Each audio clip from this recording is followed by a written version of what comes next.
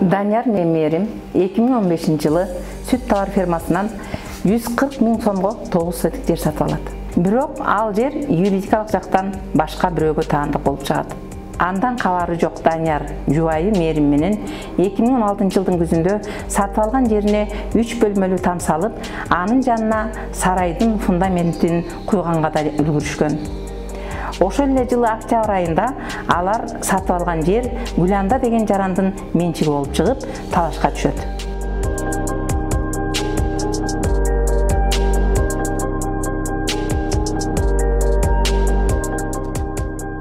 Тилекке каршы Данияр жубайы экөө сатып алган жерди мыйзамдаштырган эмес.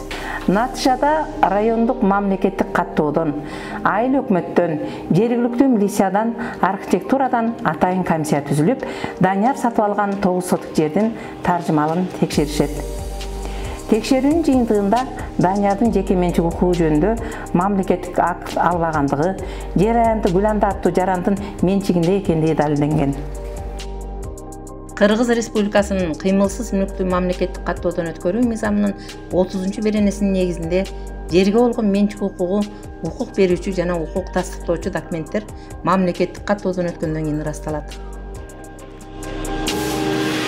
Ошентип 9 соток жер аянтына Даниярдын жерге ээлик кылуу укугу жок болуп чыгат. Жашы жетелекчи эде 3 баласы бар, насыя алып үй салышкан, алган насыясынан эптеп дыйканчылык кылуу менен кутулууну пландашкан, башка кирешеси жок Данияр менен Мээрим чындап эле оор абалда калып, Эр айым аялдар коомдук бирикмесине кайрылышкан.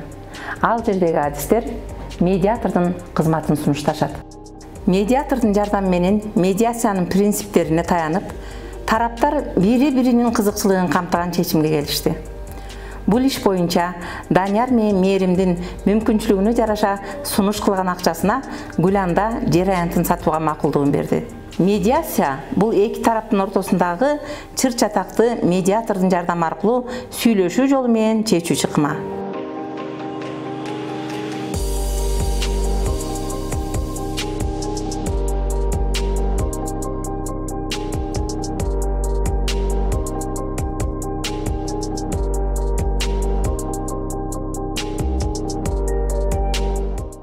Медиациянын принциптери ыктыярдуулук, купуялуулук, тең укуктуулук, медиатордун бейтараптыгы. Бул мындай иш-аракеттердин бир гана мисалы. Эгерде кимдир бирөөгө чыр чатактарды, талаш тартыштарды сотко жеткирбей чечүүнүн ыңгайлуу жолу керек болсо, медиатордун кызматын пайдалансаңыз болот.